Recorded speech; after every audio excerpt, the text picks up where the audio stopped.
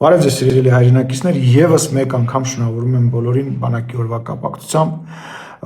Այս տեսանյութի պատճառը այն է, որ աչքովս ընկավ Ռոբերտ Քոչարյանի եւ Սերժ Սարգսյանի ուղերձները բանակի օրվա կապակցությամբ, եւ եթե Սերժ Սարգսյանի ուղերձում նա հնարավորինս որևիցե թեմայի չի անդրադարձել, Ռոբերտ Քոչարյանը երկրորդ իսկ նախադասությամբ մի բան է ասել, որը ուղղակի ես չէի կարող չարձագանքել այդ ցինիզմին, այդ փորձում եմ քաղաքացիական պայմանագիր կուսակցության էթիկայի կանոնագրքի շրջանակներում մնալ, չարձագանքել այդ արտահայտությանը, ինչ է ասում Քոչարյանը, ասում է, ցավով արձանագրում ենք անցնող շուրջ 8 տարիներին արվել է ամեն ինչ մեր տարածաշրջանի ամենամարտունակ ու հաղթական բանակը թուլացնելու, մասնատելու, կոտրելու համար։ Ուրեմն 2002 թվականից 2002 թվական ես ծառայել եմ այդ մարտունակ եւ անկոտրում բանակում հաղթական եւ առիթ ունեցել եմ ազգային ժողովի ամբիոնից մի փոքր դերվակ պատմել։ Ուրեմն այն ինչ որ կատարվում էր Ռոբերտ Քոչարյանի կառավարման ժամանակում բանակում եւ Սերժ Սարգսյանի պաշտպանության նախարար եղած ժամանակում կարելի ասել մի խոսքով կարելի ասել կատարյալ բարդակ կոտրված զինվորներ մարտունակության մասին խոսել ընդհանրապես չէր կարելի։ Զինվորները սոված էին 2000-ից 2002 թվականի հոկտեմբերյանի ուսումնական զորամասում զինվորների մեծամասնությունը սոված էր,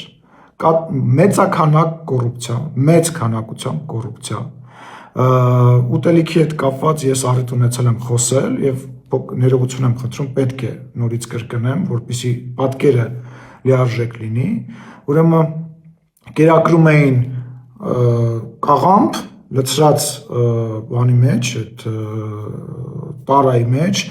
կտրտում էին կարտոֆիլ եւ կիլկիվ տամատնամ սոուսի լցնում էին եւ եռացնում էին այդ ամեն ինչը եւ դա էր մեր զինվորի հիմնական ուտեստը։ Կար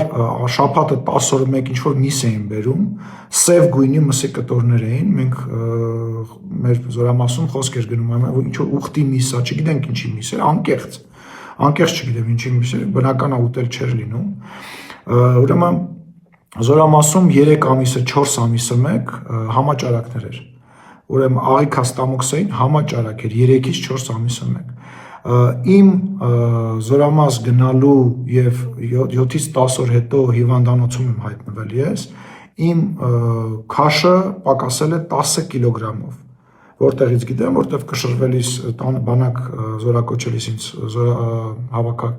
հավաքագրման կետում կշռել էին եւ հիվանդանոց բերելիս նույնպես կշռում էին։ Իմ հետ ծառայել են հազարավոր մարդիկ կարող են հաստատել այն ինչ որ ես պատմում եմ։ Սպայական անձնակազմը 90%-ը իրենց զգում էին ինչպես բանտում, այսինքն բանտապահի տրամաբանության մեջ են, երեխաներին ստորացնելով, ցավացնելով, ինքնահաստատվելով, մի քանի սպա կար, որոնք որ Հունաստանում անցել էին իրենց ուսումը, ինչ որ ձևով իրանք տարբերվում էին, բայց օրինակ ճաշարան մտնելիս, էլի սրա մասին խոսել եմ, մի կերպար կար, դրանից հետո ինքը բնական է հայտնվել է այնտեղ, որտեղ որ պետք է հայտնվեր, ուրեմն ռետինե խողովակով երեխաներին, որոնց որ բերել էին ճաշարան, այն իմ նկարագրածը մատուցելու համար ներս մտնելուց ուղակի հարվածում էր 18 տարեկան երեխաներին Հայաստանի Հանրապետության տարբեր տեղերից, տարբեր գյուղերից, տարբեր քաղաքներից, ես էլ մի քիչ մեծ էի, 20 տարեկան ինստիտուտ համալսարանը ավարտելուց հետո մենք կուրսեցիներով բավականին մեծ թիվ էինք կազմում իրավաբանական ֆակուլտետի եւ ներս մտնելու տենց հարվածելով, տենց ամնա դե պարզ է, չէ, հարվածում էր, տեսնում էր թե որ երեխան է խեղճ, որ երեխան խեղճ չի, հարվածում ներս էին մտցնում։ Զորամասի հրամանատարը, որը մահացել է, այլևս չկա, գոյություն չունի, Մուրադ անունով մի անձնավորություն, իր համար վերածել էր զորամասը մի, այսպես ասած, չգիտեմ էլի ինչ բառ օգտագործեմ, որպեսզի ցենզուրայից դուրս չգամ, ինչ ուզում անում էր, այսինքն գալիս էր տարբեր նյութեր օգտագործած, լինի դա խմիչք, թե ոչ խմիչք, որտեղ կասկածներ կար, որ ոչ միայն խմիչքի մասին է խոսքը, զինվորականներին, ովքեր որ լավ էին պարում, երգում, երգացնում էր, բերում էր երեխաներին, ինքը հաթոռը դնում էր, ասում էր դե երգեք, ով լավ երգի, կթողնեմ 2 օրով տուն կգնա։ Մուրադին 6 ամիս հետո, այսպես ասած, չգիտեմ ինչ պատճառներով կամ գիտեմ ինչ պատճառներով, որտեղ բողոքները շատ էին, հեռացրեցին, բայց հեռացրեցին ոչ միայն բողոքների պատճառով, այլ հեռացրեցին, որովհետև չէր տիրապետում, որովհետև երբ որ դու 1200-1500 հոգանոց փակ տարածքում, որտեղ որ տղաներ են երիտասարդ, արդեն սկսում ես իրավիճակը չտիրապետել, իսկ ինքը արդեն սկսել էր չտիրապետել, ի հայտ են գալիս հեղինակությունները։ Ի հայտ են եկել հեղինակություններ, տարբեր տղաներ, տարբեր բատալյոններ ունեին իրենց, այսպես ասած, հեղինակավոր դեմքերը, որոնք որ իրականում արդեն իրենք էին սկսել զինվորներին տուն թողնել եւ զինվորներից գումար հավաքել։ Այո, զինվորներից գումար էին հավաքում, ես չգիտեմ դուք գիտեք թե չէ, որ զինվորներին ինչ որ գումար է հասնում, այն ժամանակ եթե չեմ սխալվում, դե 26 տարի է, 24 տարի է անցել, դա մոտապես 300 դրամի սահմաններում էր անում, եւ մարդ կար, որ այդ զինվորների գումարները հավաքելով իրեն մեքենա առավ։ Այդ այսպես ասած նորաստեղծ հեղինակություններից։ Սա էր Մարտունակ բանակը, երեխաները բոլորը հյուծված, սա այն երեխաներն են, ես ուզում դուք հասկանաք, սա այն ուսումնական զորամասն էր 2 տարի, որը 6 ամիսը մեկ նոր կազմ էր ստանում, սա այն հաստատություն էր, որը որ հետագայում դառնում էր սերժանտ, ջոկի հրամանատար, ավագ, սա այն մարդիկ էին, ովքեր որ պետք է հետագայում իրենց ենթակայության տակ ունենային զինվորեկներ։ Այս էր ձեր Մարտունակ բանակը, ու այն լկտիությունը, ու այն չգիտեմ ինչ բառ օգտագործեմ, որով որ այսօր դուք ձեզ թույլ եք տալիս խոսել ամենամարտունակ բանակի մասին, ուղղակի գժվացնում եմ։ Խմելու ջուր ձեր Մարտունակ բանակում, չկոտրված բանակում չկար։ Երեխաները, տղաները խմում էին արտեզյան ջուր։ Տարածաշրջանի ամենամարտունակ ու հաղթական բանակը թուլացնելու, մասնատելու, այս չի թուլացնելու մասնատելը։ Զինվորին սոված պահելն է, թուլացնելու մասնատելը ձեր արտահայտմամբ, հա, այս սենց եք արել, հա, սենց եք պահել մեր բանակը, հիմա էլ մեծ խոսում եք։ Ինչ իրավունք ունի Ռոբերտ Քոչարյանը խոսում է ընդհանրապես։ Ես որպես Հայաստանի Հանրապետության ազգային ժողովի նախագահ դիմում եմ նախագահի պաշտոնը զբաղեցրած Ռոբերտ Քոչարյանին։ Ինչ իրավունք ունեք դուք խոսելու բանակի մասին։ Դուք ձեր շրջապատն է, որ այդ Մարտունակ բանակը վերածել եք 90-ականների Մարտունակ բանակը վերածել եք չկռվող, կոտրված, հայրենիքի նկատմամբ անվստահություն ունեցող մի կառույցի եւ կոռուպցիայի ջիրան, կոռուպցիայի մի մեծ հիմնարկ։ Դրա համար Սերժ Սարգսյանը 90-ականների զենքով էր գլուխ գովում, որովհետեւ 90-ականներից այն կողմ, հոկտեմբերի 27-ից այն կողմ եղել եք դուք, Սերժ Սարգսյանը եւ ձեր շրջապատը։ Զինվորներին ուղղակի պահում էին արևի տակ, Այստեղ բացված կար բոլորի մոտ, եւ այդ բացվածը ամբողջությամբ արևահարվում էր եւ լավ նորմալ է կարող եւ արևահարվի, ինչ է եղել։ Արևահարվում էր եւ չէր լավանում, վերածվում էր վերքի եւ զինվորները իրենց տակի այդ շապիկը հակառակ էին հագնում, որպեսզի այդ մասը գոնե մի քիչ լավանա, բայց լավ էլի կանգնենք հոկտեմբերանի արևի տակ Բա իմաստը որն էր, ուղղակի զինվորներին կանգնեցնել։ Մուրադից հետո մի որոշ ժամանակ մեկ այլ հրամանատար ժամանակավոր նշանակեցին եւ մոտավորապես 6 ամիս Զորամասում ուղղակի առավոտյան պլացի հավաք տեղի չէր ունենում։ Գիտեք ինչի։ Որովհետեւ այն մարդիկ, ովքեր որ ամեն մի բատալյոնի, այսպես ասած, 4-րդ բատալյոնի, մյուս բատալյոնի, այսպես ասած, ասիչներն էին, իրանք իրենց նախասիրությամբ ինչ որ գումարի դիմաց, ինչ որ վերաբերմունքի դիմաց զինվորներին տուն էին թողում եւ երբ որ պլացում հավաք էր հայտարարվում, այդ այնտեղ մարդ չէր հավաքվում, մոտավորապես 1000-1200 հոգանոց կամ 1500 հոգանոց բրիգադայի կազմից մասնակցող ներկա էր երևի մի 300-400 հոգի, լավ 500 հոգի։ Մարտունակ բանակը։ Էս է եղել ձեր մարտունակ բանակը։ Էս է եղել ձեր մարտունակ բանակը, ես ինչերից եք խոսում։ Ես ինչերից եք խոսում։ Մենք էինք, իմ ծնողներն էին ինձ վերնիսաժից բածինգ առնում, շոր առնում, ներքնազգեստ առնում։ Ներքնազգեստ իմ ծնողներն են առել։ Գիշերները փախնում էին զինվորները, գնում էին հոկտեմբերյան քաղաք ուտելիք հայթայթելու։ Համասարան ավարտած 18 տարեկան ինչ-որ գյուղից եկած երեխա։ Կիրակի օրը տուլիկ ստանալու, տնային ուտեստներով լի այդ ստանալու, այդ փաթեթը ստանալու երջանկության օրներ։ Շաբաթը մեկ էինք հաց ուտում ու չէինք կարողանում հաց ուտեինք, որովհետև այս մկանները հաց, լավաշ ու պանիր չէին կարողանում ծամել, այնքան ուտելիք չէր ծամում, ռուսերեն այդ բառը գիտեմ, ատրաֆիա է կոչվում, մկանը թուլանում, չէինք կարողանում ծամել, ստամոքսն էլ հետներ փոքրանում, չէինք կարողանում ծամեինք։ Սենց ներողություն եմ խնդրում, որ պատմում եմ, բայց ցինիզմը, այս լկտիությունը իր չափ ու սահման ունի, հա։ Սենց փոքր գալինա բլանկա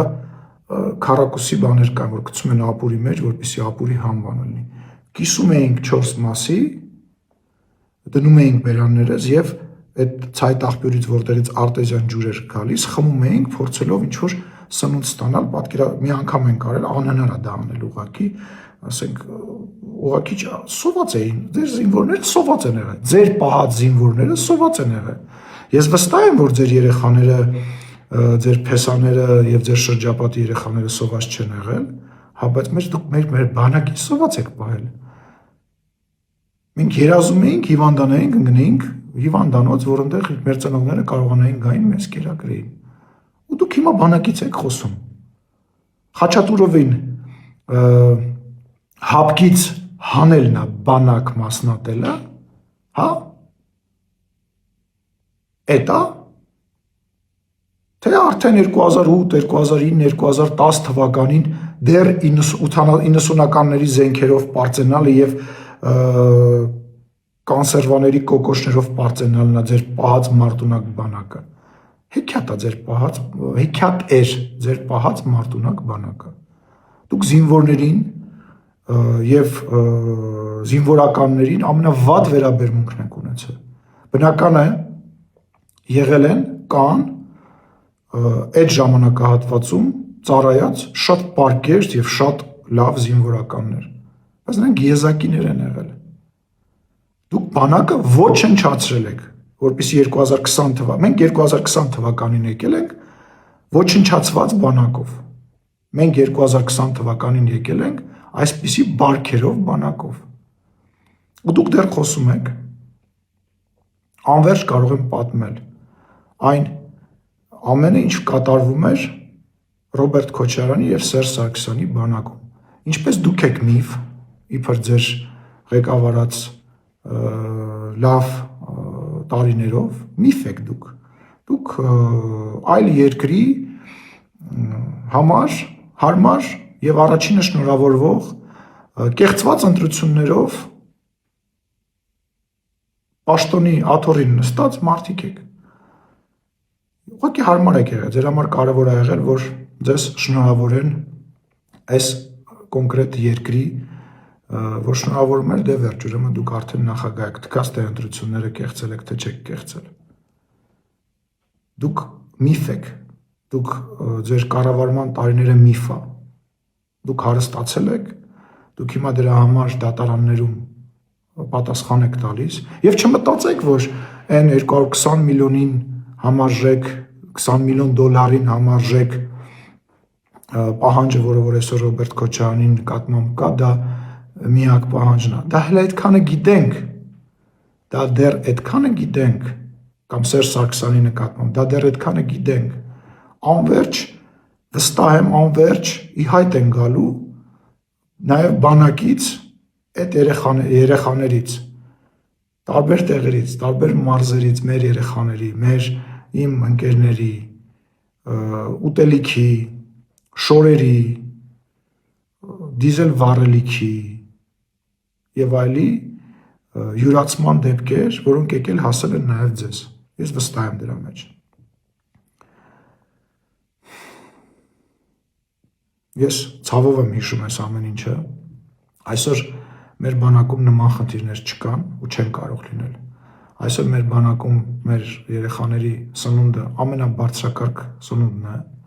Մեր երեխաների ծնողները ստիպված չեն վերնիսաժից կամ որևիցե այլ խանութից իրենց երեխաներին նվազագույն անհրաժեշտ բաները ապահովել եւ չեմ ասում սպառազինության հետ կապված, բնական է հաճախ խոսում են արտաքին պարտքի մասին, վարչապետը մի անգամ արդյունք ունեցի ազգային ժողովի ամբիոնից ասել եւ ես ինձ թույլ կտամ դա կրկնել, այդ պարտքը, որը որ ձևավորվել է, դրա մեծ մասը ուղղվել է բանակի վերականգնման համար եւ Հայաստանի Հանրապետության բանակը իր տարածքը, իր զինվորներին պաշտպանելու այսօր իր համար հնարավորություններ է ստեղծել, բնական է պատերազմը փառք Աստծո պատերազմը այլևս անցյալում է եւ մենք որևիցե նպատակ չունենք որևիցե ձևով բանակը վերականգնելու, բանակը ուժեղացնելու առումով որևիցե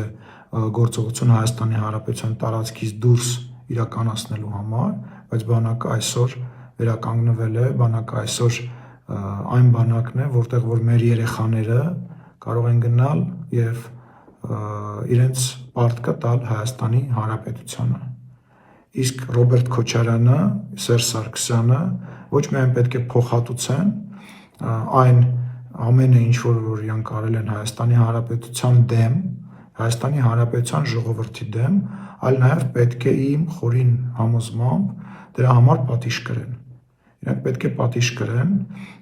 բնական է հասկանալի է, որ ամեն ինչ արվել էր այդ տարիներին, որ ամեն ինչ պարտակվի, ոչ մի հետք չլինի նրա հետ կապված, որպեսզի լինի ապացուցել եւ մեր իրապահ մարմինները շատ դժվար գործ են իրականում անում եւ այսօր շատ դժվար է, երբ որ ամբողջ Իրանցն է եղել դատախազություն, քննիչներ եւ այլ, որոնք որ ամեն ինչ արել են, որ պարտակեն, ինչ հնարավոր է, բայց ես վստահ եմ, որ իրենց պատասխանը տալու են հայ ժողովրդին եւ կոչ են անում իրենց դադարել սուտ խոսել, դադարել ձև անել, որ իրանք չեն իմացել սրա մասին, որտեղ իրանք դրանից օգտվել են։ Դա իրանք իշխանության Սերժ Սարգսյանի եւ Ռոբերտ Քոչարյանի իշխանության հիմնասյուներն են եղել։ Կոռումպացված երկիրը եւ թալանված բանակը եւ այն տնտեսությունը եւ այն մթնոլորտը, որը որ Հայաստանի Հանրապետությունում կար 2000-ից մինչև 2018 թվականը։ Դրա համար ձեզ ժողովուրդը մերժեց, մերժել է ու մերժելու է։ Եվս մեկ անգամ շնորհակալություն մեր զինվորականներին, այն պարկեշտ զինվորականներին, որոնց մենք այսօր ունենք, այն մարդկանց, ովքեր նվիրումով ծառայում են Հայաստանի Հանրապետությանը, շնորհավորում եմ իրենց բոլորին եւ ներողություն եմ խնդրում մի քիչ էմոցիոնալ խոսելու համար եւ եւս մեկ անգամ շնորհավորում եմ բանակի օրվա կապակցությամբ